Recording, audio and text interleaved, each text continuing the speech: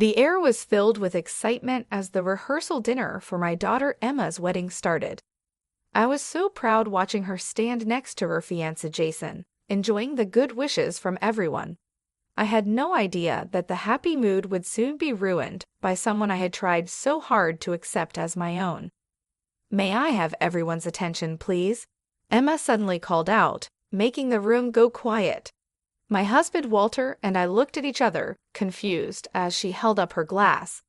"I need to talk about something important," she announced, staring coldly at me. "Helen, you call yourself my stepmom, but really you're just an unwelcome stranger in our lives." The room filled with gasps as Walter turned pale. It felt like a punch in the stomach, her harsh words knocking the breath out of me. "Emma, what do you mean by this?" Walter asked, his voice shaking. "Don't be shocked, Dad," she snapped. "You know she's been trying to push her way into our family from the start. I'm done acting like she's my mom. She's not, and she never will be." Her mean words cut through me. I looked for any sign of the kind girl I knew in her face, but saw only dislike and anger. "Emma, please, not here," I begged, my voice breaking. "Why not?" she retorted. "It's my day, and I'll say what I want." Walter clenched his fists, trying to stay calm. "Enough," he said firmly. "We're leaving." Emma just shrugged, smirking as she turned away from us. We had to walk out past all the shocked guests, their stares and whispers making me feel judged as we left. I must have done something to make my stepdaughter hate me so much.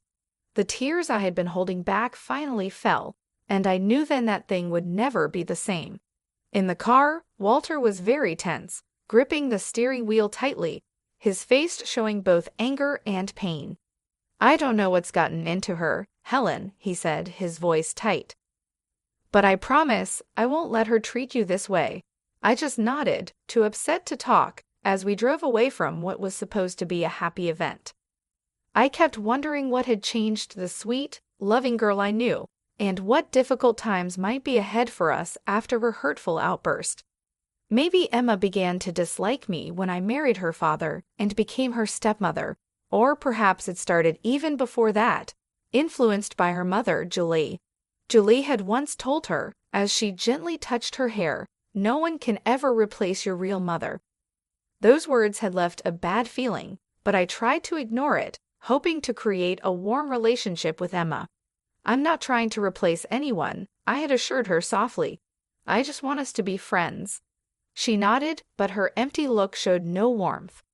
It was like there was already a wall between us, built stronger by her mother's mean comments. At first, Emma was polite, though a bit cold. But as time went on, her true feelings started to show. "Why are you always trying to butt into my life?" she snapped one day when I just asked about her weekend plans. Walter gave her a stern look. "Emma, don't talk to your mother like that." "She's not my mother," Emma yelled back, anger twisting her face. She left the room quickly, leaving me stunned by her harsh words. Walter just shook his head, looking disappointed and resigned. From then on, Emma made it clear she didn't like me. She would roll her eyes when I came into a room and make mean comments quietly. If I tried to help or ask something, she would snap back as if she couldn't stand me being around. "You're not fooling anyone with your fake concern," she sneered one day. Her dislike for me was obvious, and it hurt. I asked if she needed a ride to her friend's house. "Emma, that's enough," Walter warned, losing his patience, but she didn't listen. It became clear that her mom, Julie, was fueling Emma's growing dislike for me. Whenever we met, Julie's fake smile hardly hid her joy in seeing our troubled relationship. "I don't know what you've done to make my daughter dislike you," she would say with a sly grin, "but you'll just have to deal with the consequences." And deal with them I did. Emma's hostility grew like an untreated wound, hurting our family life more every day. I had no idea her coldness was just the start of even worse behavior that seemed impossible to stop. After she quit college, with no clear goals, she became even meaner, using her complaints to try to get money from us. "Give me $10,000, or I'll tell everyone how awful you are as a stepmom." she threatened one day in the kitchen. I was shocked. "Emma, why are you saying this? I've always tried to be nice to you." "Save it," she snapped. "Just give me the money, and I'll leave you alone for a bit." I felt desperate. "I don't have that kind of money," I told her. Her eyes narrowed. "Then find it, unless you want everyone to know your secrets." From then on, it was a constant pattern. Emma demanded more and more money, and her threats got worse if I said no. Walter was stuck in the middle, trying to please both of us while figuring out why his daughter had changed so much. "Please, just give her what she wants," he pleaded one night after yet another big fight. "I can't take all this fighting." But I knew that giving in would only make her more demanding, so I stood firm, even as Emma became more cunning. "You think you're so great with your job at the school," she mocked. "Just wait until everyone knows the truth about you." Her veiled threat really scared me. I could only imagine the kind of hurtful lies she could tell, which would affect my colleagues and the students I was committed to helping. Through all of this, Julie was always there, her mean smile supporting her daughter's terrible actions. "You reap what you sow, Helen," she sneered during one of her frequent unwanted visits. "Maybe if you were a better stepmom, Emma wouldn't be like this." Her words hurt deeply, stirring up a storm of emotions inside me: anger, pain, and betrayal. But even as I felt overwhelmed, a small spark of determination started to grow in me. I couldn't just let things happen to me anymore. If Emma wanted a fight, then I was ready to stand up to her and show everyone the kind of person she really was. And if Julie thought she could keep causing trouble from behind the scenes, she was mistaken. It was time to stop being nice. From then on, I was determined to do whatever it took to protect my family, even if it meant taking drastic steps I never thought I would. As Emma's wedding day got closer, her demands and disrespect became worse. It seemed like she enjoyed making my life difficult, pushing me to my limits. One evening, she walked right into the living room and said, "I need another $8,000 for my dress alterations," without even saying hello. Walter gave me a look, hoping I would give in, but I had enough. "No, Emma, enough is enough." She looked surprised and said mockingly, "Oh, and what are you going to do about it, Helen? Go cry to Daddy like you always do." My fists clenched at my sides, anger rushing through me. "You ungrateful child. Everything your father and I have done, we did for you, and this is how you repay us." Emma laughed loudly, the sound as annoying as nails on a chalkboard. "Oh, please, don't act so righteous. We both know you're just a pathetic, insecure woman trying to buy your way into our family." That hurt more than I wanted to admit, but before I could reply, she hit me with another harsh comment. "Do you think the school wants a washed-up loser like you around their students? Wait until they hear about your little drinking problem." My heart sank as I realized how low she was willing to go. She planned to ruin my career and reputation with her lies. "Emma, that's enough," Walter shouted, his face red with anger, but she just smirked, enjoying the chaos she had created. At that moment, something in me changed. I felt a strong resolve build up, making me firm against the storm of emotions threatening to overwhelm me. I was done being her victim. "Get out," I said firmly, my voice calm but intense. "And don't come back until you can behave like a decent person."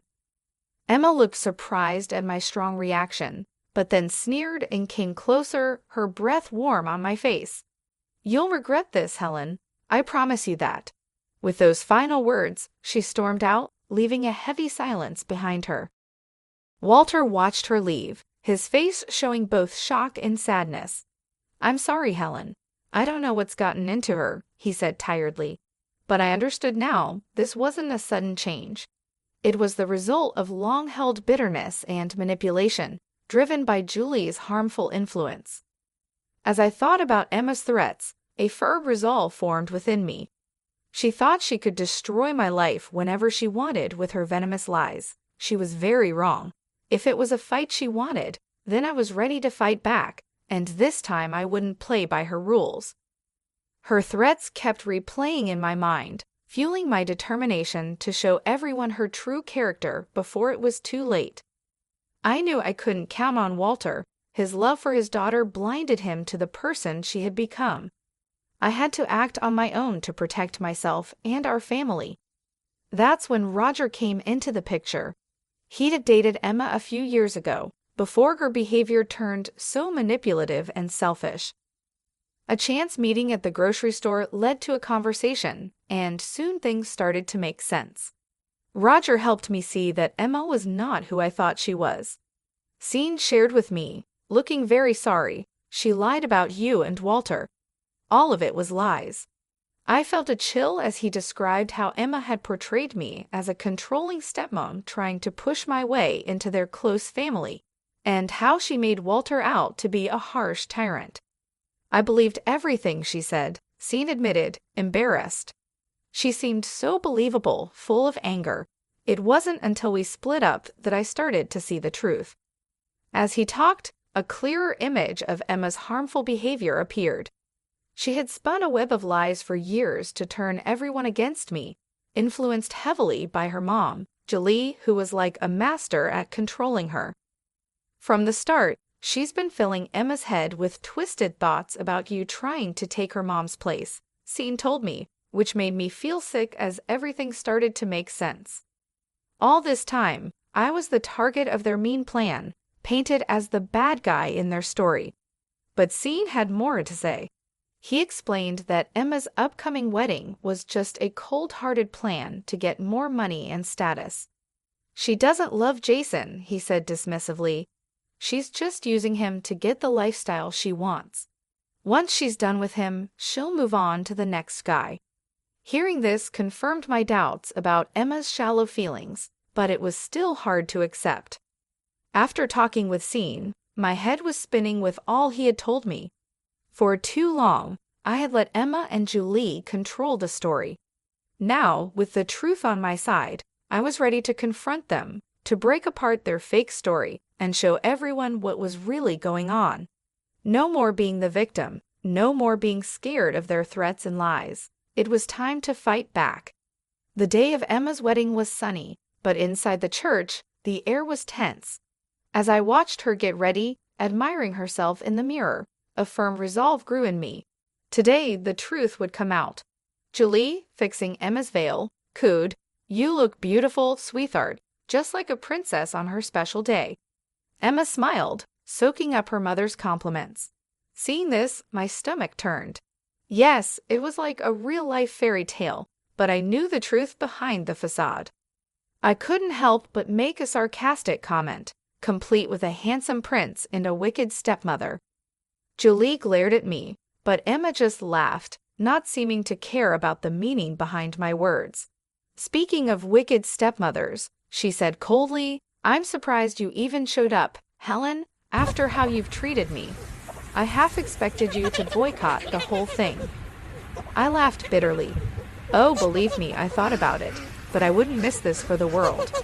Before she could say anything else, Walter appeared with a forced smile. "Everything okay in here?" he asked. "Just peachy, Dad," Emma replied sweetly, her voice dripping with sarcasm.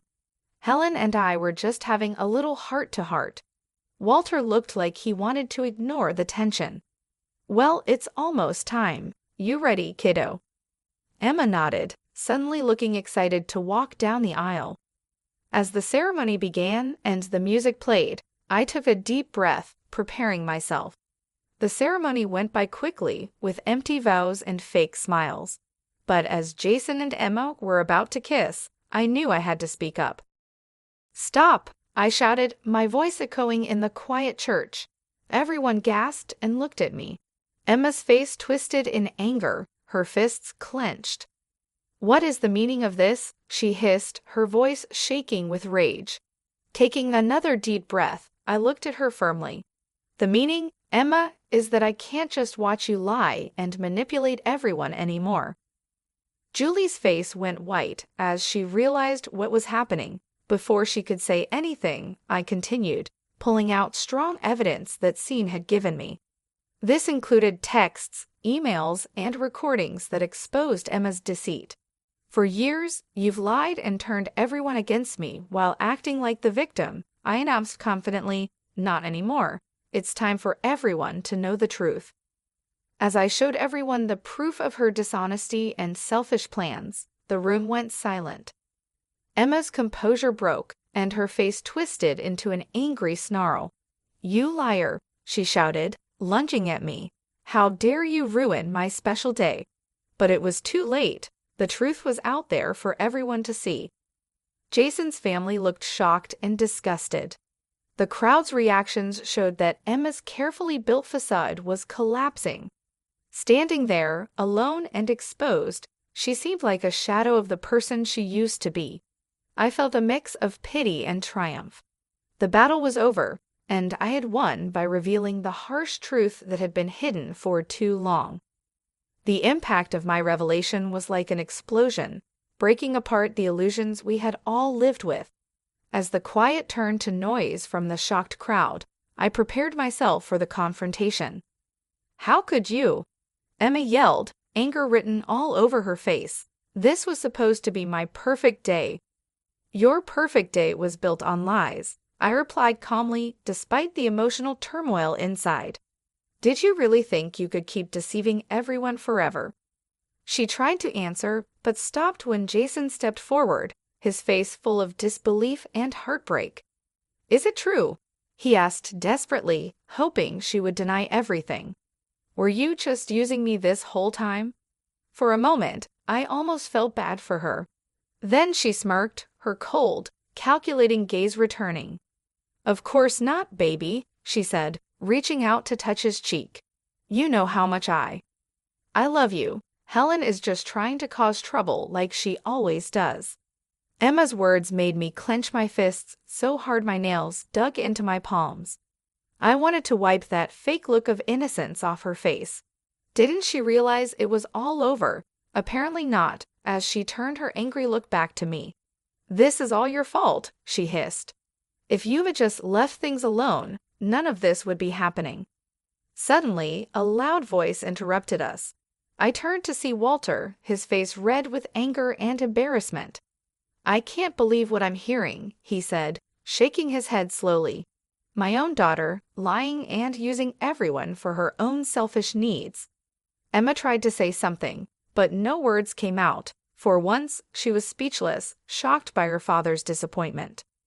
"I don't know you anymore," Walter continued, his voice full of sadness.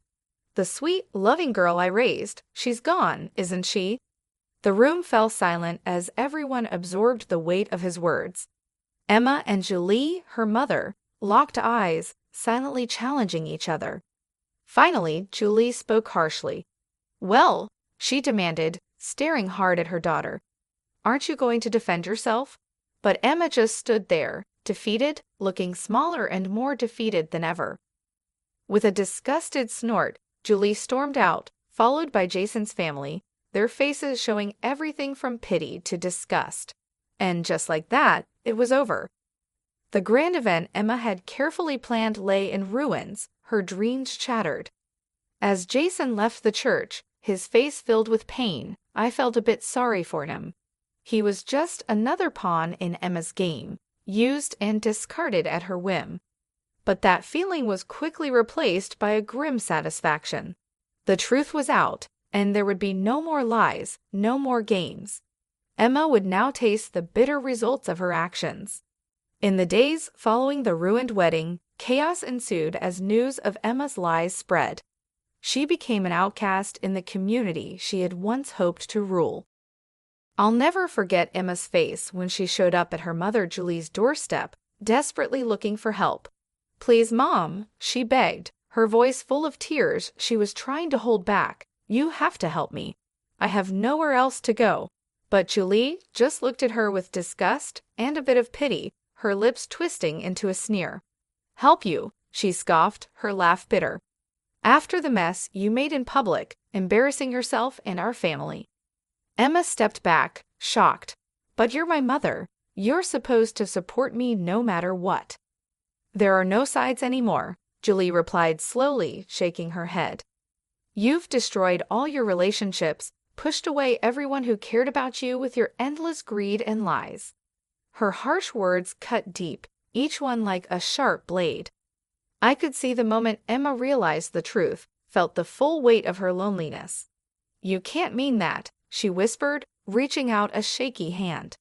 "Mom, please." But Julie stepped back, her face cold and unfeeling. "I don't know who you are anymore," she said flatly. "The daughter I raised would never sink so low. You've made your bed, Emma. Now you can lie in it alone." With those final harsh words, she turned and went back inside, leaving Emma alone on the doorstep, broken. In the weeks that followed, I watched as Emma, once proud and entitled, was worn down by the consequences of her actions. The trendy bars and fancy stores she used to visit now looked at her with barely hidden contempt, whispers and stares following her. Even her so-called friends deserted her, not wanting to be linked with such a public disgrace. Through it all, Walter and I stood firm, our relationship strengthened in the ordeal of her betrayal. "I'm sorry it came to this," Walter said one evening as we watched Emma pass by, her head down in shame. "But you were right all along." I didn't say anything, just squeezed his hand. Words felt too small in the face of such a harsh reality. As things settled and our community began to recover from the shock of Emma's lies, Walter and I received a lot of support and thanks. We had helped many families and students, and now they showed their gratitude. Everyone we had helped rallied around us, thanking us for standing up to the manipulation and deceit that had almost broken us apart. In those moments of connection, seeing the true depth of human kindness and resilience, I found peace and purpose that I had missed during the worst days of Emma's destructive actions. She had tried to break me down, to make me just a small part of her own big story, but in the end, her own selfishness was her downfall. It stripped away her masks and lies, showing her true empty self. As for me and Walter, we came out of this stronger and wiser. If our experience can inspire others to stand strong against manipulation and deceit, and to value honesty and integrity above all, then maybe some good can still come from the ruins of Emma's shattered dreams.